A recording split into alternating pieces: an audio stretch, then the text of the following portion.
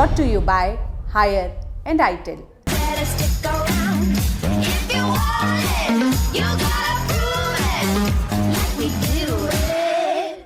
दिसंबर 24, 1969 की रात आधी दुनिया क्रिसमस की तैयारी में रही होगी। दूसरी तरफ अफ्रीकी महाद्वीप के पश्चिम में एक टापू पर अलग कहानी लिखी जा रही थी। इक्वेटोरियल गिनी की राजधानी के एक स्टेडियम में हजारों की भीड़ इकट्ठा थी। चारों तरफ लाइटों की चकाचौंध थी, मानो रात नहीं दिन हो। पर यहाँ कोई मैच नहीं हो रहा था, ना ही स्टेडियम में बजते गानों की धुन पर कोई पार्टी हो रही थी। भीड़ में फुसफुसाहट की आवाज़ बढ़ती जा रही थी। तभी मैदान की धूल भरी जमीन पर कुछ लोग लाए जा रहे थे, जिनके शरीर पर घावों के निशान थे। शायद कुछ ताज़ा भी रहे हों, लेकिन ये कोई खिलाड़ी नहीं थे। ये थे हाल ही में स्पेन से आज़ाद हुए इक्वेटोरियल गिनी के नए नए बने राष्ट्रपति फ्रांसिस्को मार्सियास नवेमा के राजनीतिक बंदी, जिन्हें मौत की सज़ा सुनाई गई थी। मार्सियास के राज में ये कोई नई सज़ा नहीं थी। कहानी के कुछ वर्जन्स में ये भी कहा जाता है कि इन कैदियों को मौत के घाट उतारने वालों ने सेंटा क्लॉज जैसे कपड़े पहन रखे थे। खैर, इस तानाशाह के जुल्म और सितम और ख़राब आर्थिक नीतियों के चलते हज़ारों लोग देश छोड़कर जाने लगे ताकि अपनी जान बचाई जा सके। इन्हीं वजहों के चलते इक्वेटोरियल गिनी को अफ्रीका का दाचुआ नाम दिया जाने लगा था। दाचुआ नाजी जर्मनी में एक कंसंट्रेशन कैंप का नाम हुआ करता था, जहां लाखों कैदियों को मौत के घाट उतार दिया गया था। एक देश को नाजी जर्मनी की सूरत देने वाला कौन था ये तानाशाह, जानेंगे कहानी आज के एपिसोड में। नमस्कार, मेरा नाम है उपासना और आप देख रहे हैं ऐतिहासिक किस्से कहानियों से जुड़ा हमारा रोजाना का कार्यक्रम तारीख, जिसमें आज कहानी एक तानाशाह की जिसे पेड़ के नीचे गन्ना चूसते हुए पकड़ा गया था।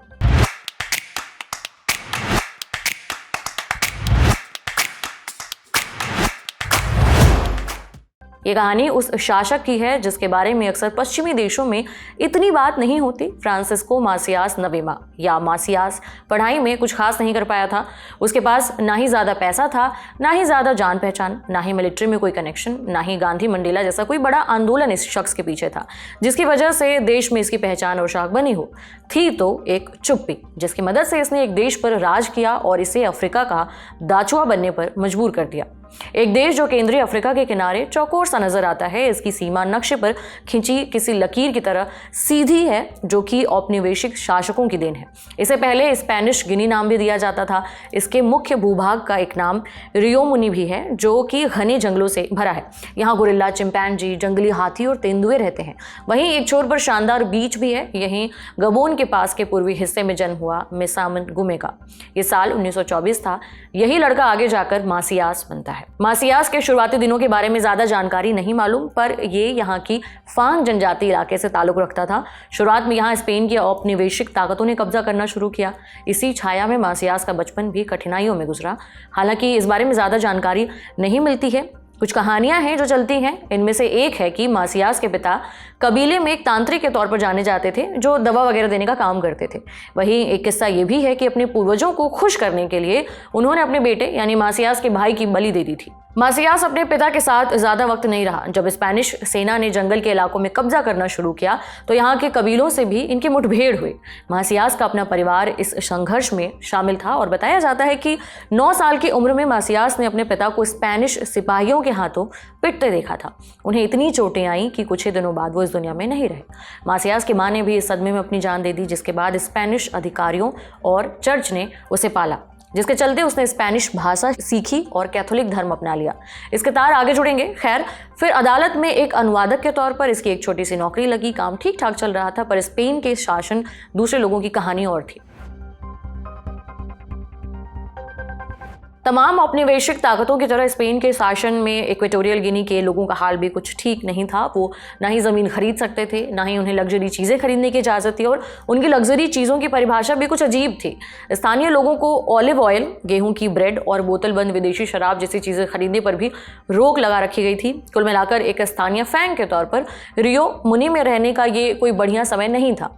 पर मार्सियास के लिए इस आपदा में अवसर था, चूंकि वो स्थानीय अदालत में ट्रांसलेटर था, जो कि स्पेनिश लोगों के लिए एक छोटी सी नौकरी थी, पर स्थानीय लोगों के लिए प्रशासन में होना एक बड़ी बात थी। और वो स्पेनिश बोल भी सकता था, जिसके चलते स्थानीय लोग अपनी बात कॉलोनियल अधिकारियों तक पहुंचाने के लिए मार्सियास की मदद लेने लगे। जल्द ही उसे एहसास हुआ कि इस मदद से पैसा भी कमाया जा सकता है। बताया जाता है कि मार्सियास अनुवाद में हेरफेर करता था, जो कि इस बात पर निर्भर करता था कि पैसे उसे स्पेनिश पक्ष से मिले या फैंग की तरफ से।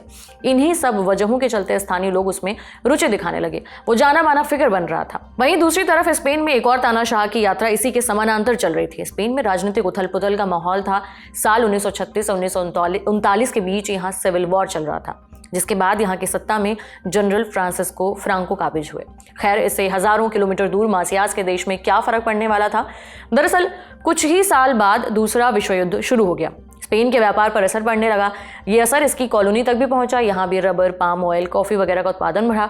इसके साथ ही आर्थिक तौर पर यहाँ की अहमियत भी बढ़ गई। युद्ध खत्म हुआ तो नई कॉलोनीज में आज़ादी की भी मांग बढ़ी। कई यूरोपीय देश इस दिक्कत से दो चार हो रहे थे, लेकिन फ्रैंको इस अफ्रीकी देश को स्पेन के हाथों से निकलने नहीं देना चाहता था। इसलिए उसने कुछ नए कानून यहाँ लागू किए। इक्वेटोरियल गिनी के लोगों को कुछ अधिकार मिलने शुरू हुए। स्पेनिश जानने और कोर्ट में काम करने के चलते मासियास पर भी मेहरबानी होती है। स्थानीय लोगों को कुछ अधिकार मिलने शुरू होते। इन अधिकारों के साथ जीने की बात लोगों को पता चला कि स्पेनिश लोग किन सुविधाओं के साथ जी रहे थे। वो भी अपने अधिकारों की आवाज उठाने लगते हैं। 60 और 70 के दशक में कई अफ्रीकी देशों में राष्ट्रवाद पनपा, पर मासियास में इतना देश प्रेम नहीं था अब तक।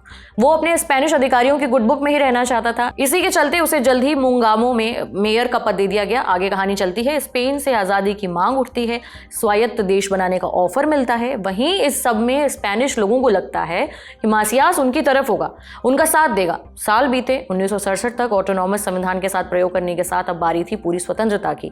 इसी सिलसिले में मासियास मैड्रिड में एक कॉन्फ्रेंस में गया। बताया जाता है कि यही एक स्पीच के दौरान उसने हिटलर के लिए अपने पैशन को दिखाया और उसे अफ्रीका का सोवियर बता दिया। आपको लग सकता है कि इसके बाद यूरोपीय सरकारों ने सोचा होगा कि ऐसे किसी व्यक्ति को सत्ता के पास भी नहीं भटकना चाहिए, पर इस बारे में एक चुप्पी बनी रही। फिर वक्त आता है आज़ादी का। साल 1968 में विदेशी हुकूमत से इस देश को आज़ादी मिलती है। पहला राष्ट्रपति चुनने का मौका था। हालांकि रेस में और भी लोग थे जिनकी साख मजबूत थी, पर उनके पास स्पेन का समर्थन नहीं था। चुनाव के वक्त जगह जगह टीवी लगाए जाते हैं ताकि लोग प्रत्याशियों को सुन सकें। मासियास स्क्रीन पर बोलने में बेहतर था, इसलिए यहाँ उसे एक और फायदा मिलता है। अपने पहनावे, बोलचाल और दोनों भाषाओं की जानकारी के चलते वो लोगों को अपनी तरफ करने में कामयाब होता है और 12 अक्टूबर 1968 को नए बने इक्वेटोरियल गिनी को नया राष्ट्रपति मिलता है। कुछ दिन तक तो सब ठीक चलता है। फिर एक रोज मासियास को लगता है कि उसके विदेश मंत्री ने तख्ता पलट करने की कोशिश की है, जिसमें उसका साथ स्पेनिश लोगों ने दिया। उसे लगा स्पेन की सत्ता उससे छुटकारा पाना चाहती है। इन्हीं बातों के चलते एक रोज मासियास सत्ता पर एक अधिकार की बात कहता है ताकि देश की रक्षा की जा सके। धीरे धीरे करके स्पेनिश ये देश छोड़ने लगते हैं, पर यही अकेले नहीं थे जो देश छोड़ने लगे थे। इनमें से कुछ इक्वेटोरियल गिनी के नागरिक भी थे। धीरे धीरे मासियास ने सत्ता अपने अधिकार में लेनी शुरू की और साल 1972 में इक्वेटोरियल गिनी को एक पार्टी का देश बना दिया गया और मासियास को आजीवन राष्ट्रपति बनाने की घोषणा कर दी गई। सत्ता के खर्चे पर भी कोई अंकुश नहीं रहा। उसने धीरे धीरे मनचाहे कानून बनाए, प्राइवेट एजुकेशन बैन कर दी, विदेशी दवाओं पर रोक लगा दी गई, यहां तक कि इंटेलेक्चुअल शब्द भी बैन कर दिया गया। बताया जाता है कि साल 1977 आते आते विधान परिषद से जुड़े 65% लोगों को मरवा दिया गया। 70 के दशक तक मासियास की सत्ता की पकड़ मजबूत हो चली थी, पर साल 1975 आते आते उसके मन में भय घर करने लगा और राजधानी मलाबो छोड़कर वो रियो मुनी के जंगलों में अपने पूर्वजों के घर रहने लगा। यहाँ घने जंगलों के बीच उसे सुरक्षा का आभास होता था। यहाँ स्थानीय फैंग लोगों के बीच वो रहने तो लगा, पर यहाँ आने से पहले उसने एक अजीब ही कदम उठाया और देश के खजाने को सीज करके अपने साथ ले आया। बताया जाता है कि जब देश के नेशनल बैंक डायरेक्टर ने इस बात से एतराज जताया तो उसे मौके पर ही मरवा दिया गया। खैर, यही जंगल में मासियास ने अपना किला सा बनवा लिया था और यहीं के एकांत में देश पर शासन करने लगा। पर उसके दिन भ्रामक दवाओं के सेवन से भरे थे, जिसके चलते उसकी दिमागी स्थिति भी प्रभावित हुई। साल 1979 आते आते इस देश की हालत ठीक नहीं थी। अर्थव्यवस्था गिर रही थी, लोगों को न तनख्वाह मिल रही थी, न ही खाने का निवाला। इसके चलते मिलिट्री भी विश्वास खो रही थी। इन सब के चलते सेना की एक टुकड़ी की कमान संभाल रहे मासियास के भतीजे ने फंड की मांग के लिए एक टुकड़ी भेजी। मासियास ने इसे तख्तापलट का कदम समझा और इस टुकड़ी के लोगों को मरवा दिया। इस घटना के बाद सत्ता में मासियास के लॉयल लोगों को हटाने के लिए जतन किए गए, हटाए भी गए। मासियास भागकर जंगल में कहीं छुप गया। उसे ढूंढने के लिए सोवियत से ट्रेनिंग लेकर आया एक सिपाही लगाया गया। खूब खोज चली। एक बूढ़ी महिला ने सुराग बता दिया। बताया कि कुछ लोग सेना की वर्दी में मासियास के ठिकाने की तरफ गए हैं और अंत में जब सिपाहियों ने उसका पीछा किया तो उसे थका हुआ एक पेड़ के नीचे गन्ना जूझते पाया। साथ में विदेशी करेंसी से भरे कुछ सूटकेस भी थे।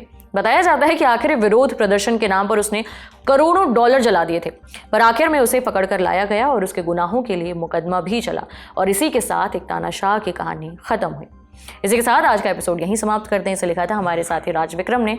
जाते जाते एक जरूरी सूचना, लल्लन टॉप का सालाना अड्डा लौट आया है। दिनांक 22 से 24 नवंबर। जगह है दिल्ली का major Dhyan Chand national stadium.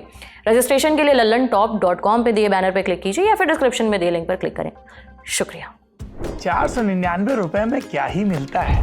Popcorn का एक डब्बा मिलता है, एक कहानी पूरी सुनते हो और सब सफाचट हो जाता है। लेकिन अब बारी है कितनी ही कहानियां सुनने की। मम्मी को आप पसंद क्यों नहीं हैं, बताएंगी सुनंदा शर्मा। मम्मी कैसी हैं, पूछेंगे महीप सिंह। कहाँ गाड़े थे, विधायक जी आके खुद बताएंगे रामाधीर सिंह यानी कि तिग्मांशु धूलिया। तापसी पन्नू आएंगी और बताएंगी ओटीटी पर साम्राज्य कैसे कायम किया जाता है। और तमन्ना की तमन्नाओं की भी तो खबर सुननी है। फिर मुन्ना भैया भी चले आ रहे हैं पूरा कारवां लेकर, और जो मुन्ना भैया बचे वो आ रहे हैं स्टैंड अप कॉमेडियन, एक और नाम है गौरव कपूर। पर इन सब से इतर है एक बहुत बड़ा सवाल जिस पर पूरे ब्रह्मांड में मंथन चल रहा है कि ब्राउन रंग किसने लिखा है। जानने के लिए बादशाह रैपर से आपको खुद सवाल पूछना पड़ेगा, काहे से कि वो भी आ रहे हैं। इतने सारे सितारे आ रहे हैं, सब नहीं बता पाएंगे क्योंकि ये लल्लन टॉप अड्डा का प्लान है। कोई पेपर तो है नहीं जो लीक हो जाए। 499 रुपए का टिकट है, 3 दिन की भरपूर मौज है। तारीख जल्दी से कैलेंडर पे कट्टम जीरो करके बना लीजिए, 22, 23 और 24 नवंबर। जगह है दिल्ली का नेशनल स्टेडियम, मेजर ध्यानचंद यानी दद्दा के नाम पर बना हुआ नेशनल स्टेडियम। और ये टिकट मिलेगा कहाँ? फटाक से जाइए thelallantop.com की वेबसाइट पर, उसके माथे पे चमचमाता हुआ बैनर दिखेगा, ठोक दीजिएगा क्लिक, भर दीजिएगा डिटेल, मिल जाएगा आपको अपना टिकट।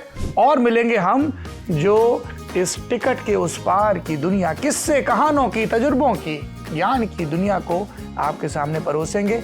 बहुत सारे सवाल होंगे, बहुत सारा गाना, बहुत सारी मस्ती और बहुत ही लल्लन टॉप किस्म के अनुभव। तो आइए, लल्लन टॉप के सालाना उत्सव में लल्लन टॉप अड्डा में आपका भरपूर स्वागत है।